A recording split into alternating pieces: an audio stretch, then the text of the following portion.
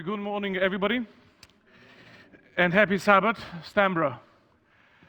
I was sitting here and looking around to see how many faces I know, and I need to say that there's lots of new faces, you know that.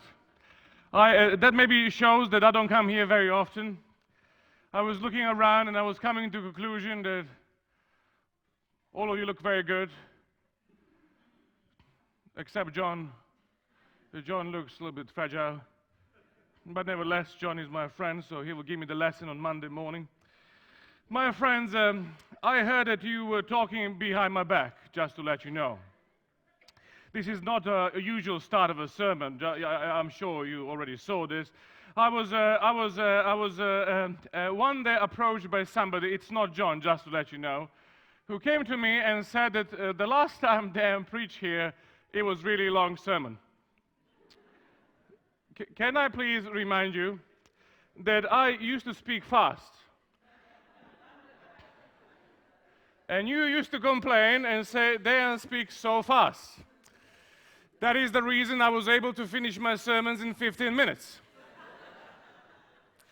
You see, my friends, my sermons did not change. They're exactly the same length. Only difference is I'm speaking slower. So please, don't complain, because I'm feeling a little bit old and I'm slowing down.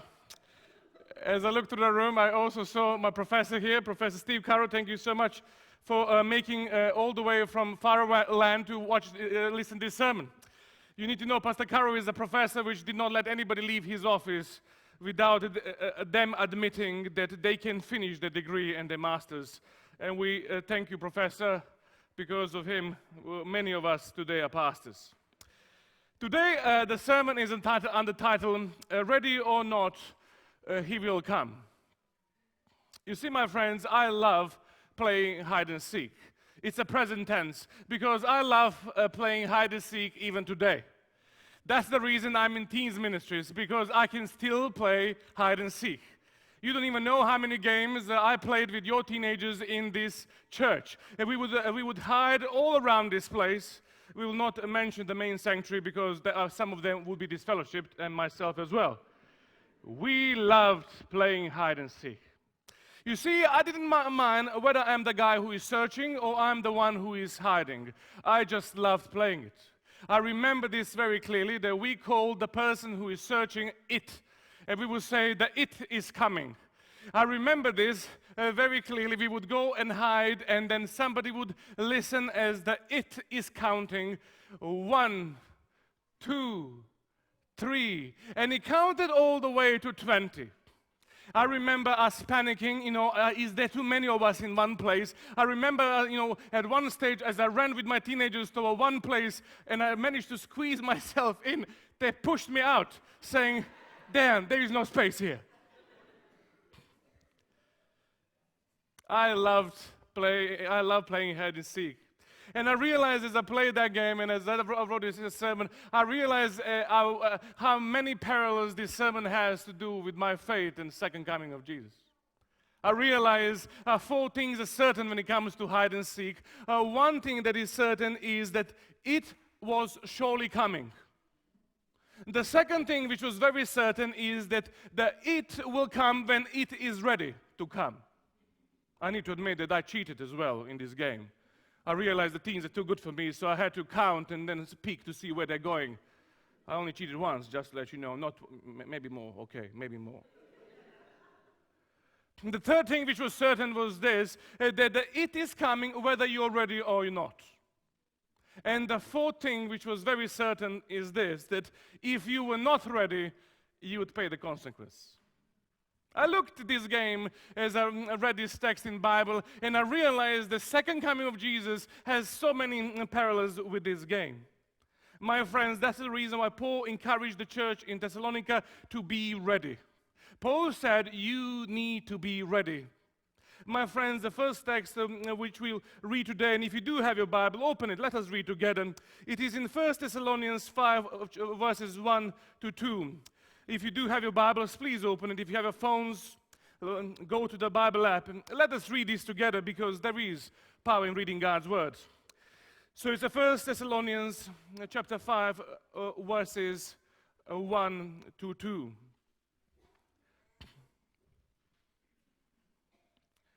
And it reads, "Now, brothers and sisters, about the time and the dates, we do not need to write to you, for you know very well the day." You see, the second coming of Jesus Christ is one of the most repeated teachings of Scripture. It is repeated so often that when Paul also talks to the church in Thessalonica, he is also saying something which is a little bit strange for me. He says, when he's addressing them, he says, "This should be pretty much your nature, and I should not remind you of the second coming of Jesus Christ." You see, my friends, when Paul said this, I'm hurt to say, but the church heard this statement really clearly. Paul said, "You know what, guys, you should know about second coming so well that I shouldn't be repeating it." And guess what? We heard this really well. We heard it so well that we stopped reminding each other that Jesus is coming again.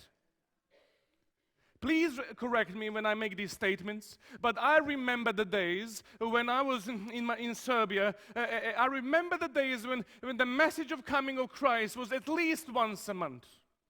I remember this very clearly, that once a month at least, somebody was talking about the signs. Somebody was talking about he's coming.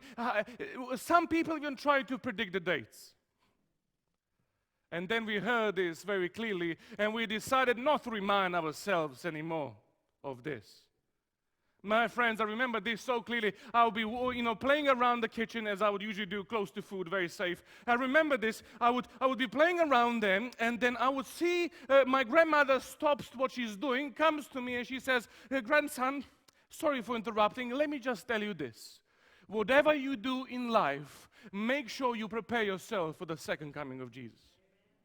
I remember this statement so clearly. I remember when she said to me, you see my son, I might not see Jesus come being alive, but certainly he will come in your time."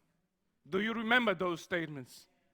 You see, those are grandparents. I'm not sure about the parents these days. I don't hear this statement being said and repeated. My friends, I remember so clearly as a child, as I grew up, I remember after going home after these sermons, I would go to my bedroom to sleep, and I would look through a window, and I would wonder from which star will Jesus come. I remember cycling through village on my bike, looking and suddenly seeing this big cloud, and I would wonder, is this the cloud that Jesus will come from?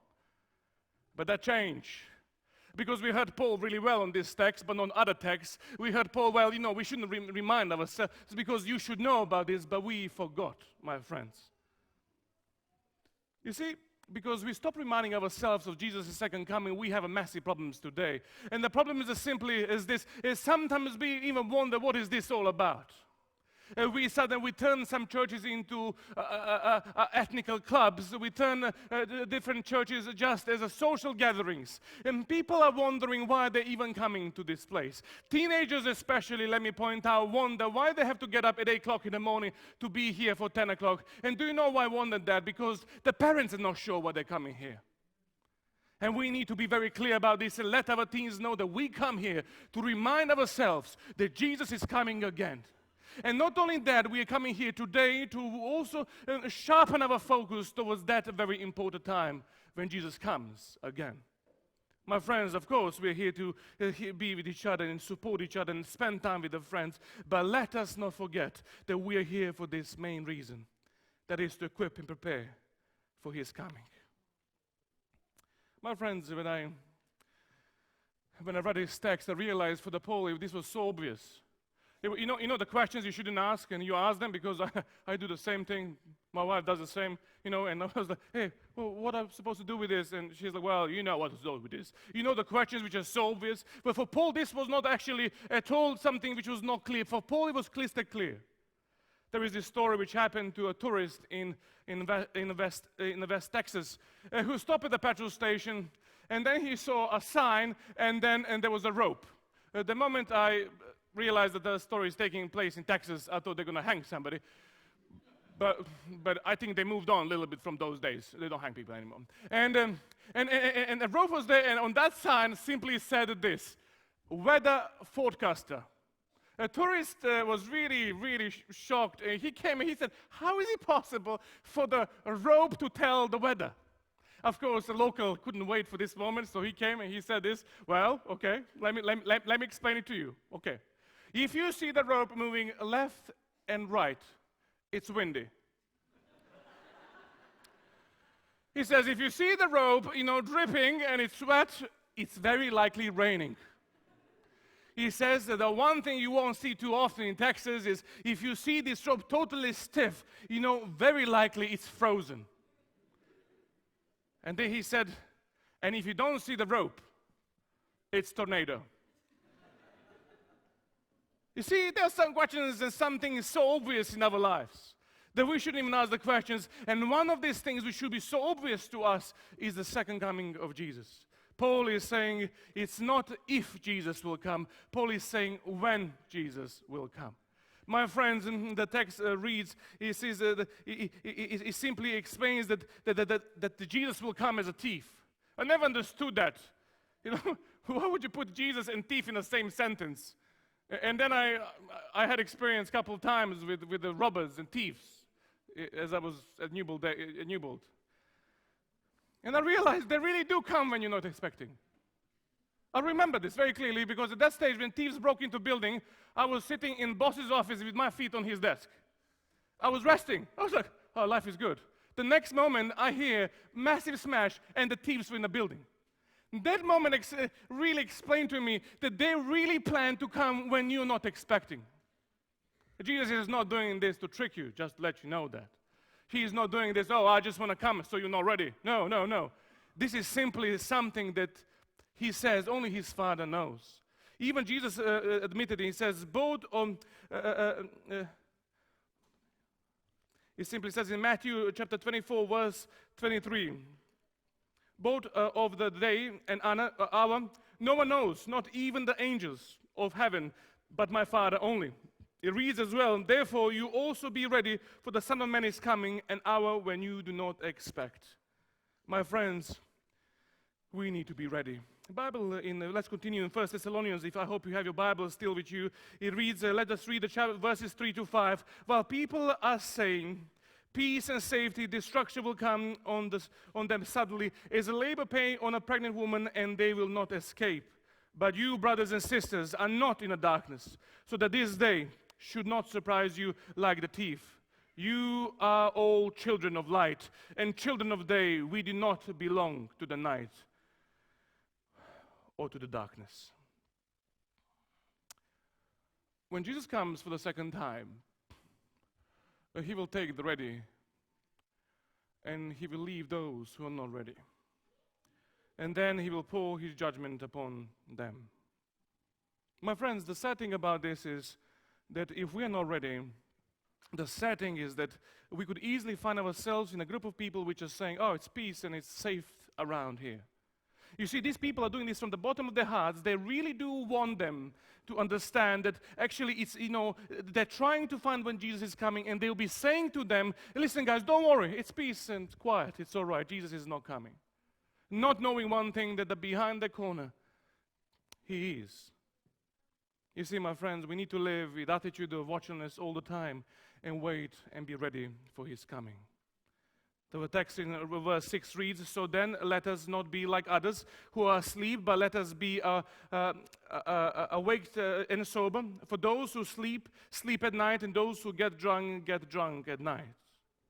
My friends, when a soldier is asked to keep the watch, he has the one very simple mission, that's to keep his eyes open and his ears open to make sure that if something is coming, he can sound alarm. My friends, the story in this text, the word in this text in Greek is placed in the present tense. And the Greek word which is in that text simply stands in, it means as being awake or vigilant, being ready. Paul, when he wrote this text, he knew that somewhere down the line, maybe just 2016, there will be a group of people which need to know that they need to still to watch. A Roman soldier which would fall asleep would be taken and killed in front of their friends, so they can be reminded that they failed, and if they do the same, this will happen to them as well. My friends, the consequences of us not being ready can have a very, very similar outcome as for the soldier of Rome. You see, my friends, we're disciples and we need to learn this walk. We're disciples, we carry the image of Christ. We're disciples and disciples know what they're waiting for. Disciples know the direction. Disciples are focused and they know where they're going. My friends, we need to be ready.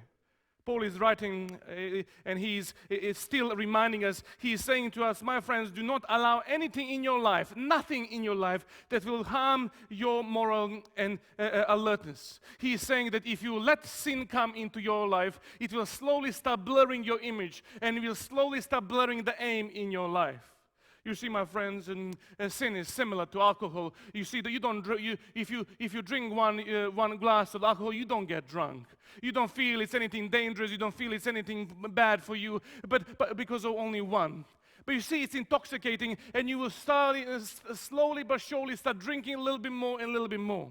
You see, your senses will be blurred, and suddenly you will not be able to make the right decisions. Very soon, you'll be a danger to other people and to yourself.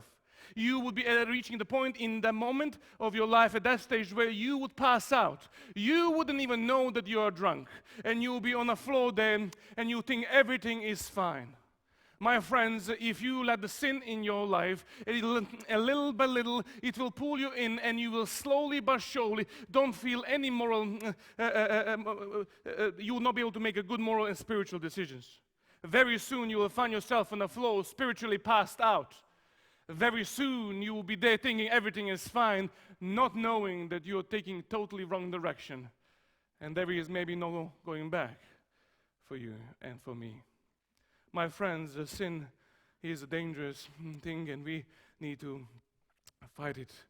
If we don't control it, it will take over for sure. Thessalonians 5:8 read, but since we belong to the day, the verse 8 reads, but since we belong to the day, let us be sober, putting on faith and love as a breastplate and the hope of salvation as a helmet. We must be prepared at all time. All time. My friends, this is a story which happened during the Second World War. A soldier, a sailor of one of the boats wrote this, and he said during the Second World War he was on a small submarine chaser in South Pacific. I don't know how much they were able to do, but they had one very simple task. That is that if they spot a plane, if they spot a submarine or ship, they would inform everybody else and then do something if they can do something. The soldiers said that for days and weeks nothing happened. You can just imagine South Pacific, I don't know, did they have a sun cream during the Second World War, but, applying would be very helpful. And they were there, and he said to us, he says, we were constantly reminded that we have to be ready all the time. But it's really hard to be ready all the time. Because you feel, it's all right, there's no problem. There is no danger. He said, our officers told us that we have to have our gear with us all the time. When you're going to toilet, when you're going for a shower, when you're going whatever, you have to have full gear with you all the time. He says our boat actually sank a little bit in the morale and everything. We became almost like a small cruise of holiday. He says we were suntanning, we were doing all this stuff. He says, and then in one day, we decided, well, a couple of us, shall we just go and have a shower quickly before we have our duties? They all went for the shower, and as they went for the shower, they did not make sure that the gear was closed. They left the clothes and everything in their rooms. They went for the shower, and as they walked into the shower, alert sounded. Well, if you're a soldier, you have no other options, really. You just run from wherever you are, and you go and man the station which you are assigned to man. So that's exactly what they did. The soldiers ran from shower directly to man the machine guns and cannons and all these things there. And the only thing they had was a helmet which was left at the machine gun. So they put the helmet, they strapped on, and they waited for this plane to pass by. Can you just imagine the face of the pilot which flew above this plane? He's flying and looking. You see, if I was the pilot, I would let them live, just to let you know. I would go back to my base, I would land my plane, I would go to my office and say, listen, we're going to win the war. These guys don't even have clothes. There is a blessing of being ready all the time. There is a blessing. And my friends, today I want to inspire, I want to challenge you to start preparing yourself if you're not doing this already. My friend, there is a blessing in being ready. There's a special peace which people who are ready have in their lives. We said goodbye to some of our members here. And if you went to them before they died, people will testify and they will say they had this peace in their lives. Because they knew where they're going. They knew who are there waiting. They knew that this blessing will be with them for eternity. My friends, there is a blessing in being ready. Because when you're ready, you have a God's heart and you want to serve people. When you're ready, you have this excitement about life, even though you know Jesus might come soon. My friends, the best test that for you and for me that we can find out are we ready or not is really to ask the question, would we really be happy if Jesus came today? I remember my answers as a young man. I was, oh no, Jesus, I need to do this and do that. And today, you know, I have a friend who constantly tests me. You know, I don't think he even knows this, but he comes to me and in usually second or third sentence, he says, Dan, you know, Jesus is coming. And I'm sometimes, yeah, no, man, but I have a student camp just next week. People come, you know, and they will tell us these things, and you know what? The measure was that this thing was not a music to my ears anymore. I was like, oh, come on, Jesus, you know, just give me another 2 weeks. I just have to finish this. My friends, today test yourself and see, do you wait for Jesus with excitement and expectancy? And the last story to close this sermon comes from the days from the Sir Ernest Shackleton. He was an explorer who went across the world, mapped a lot of places. And during one of his expeditions, he went to Elephant Island. I went on Google Maps to check the Elephant Island. It doesn't look like elephant at all, just to let you know. We are victims of marketing hype. And certainly, there is no elephants there for sure. Only penguins, I think. I'm not even sure that they're happy to be there as well. They want to immigrate to warmer countries. He went to the Elephant Island and he left a couple of his men there. He promised them, I'll be back. Can you please do these experiments and I'll come and pick you up and we go back to England.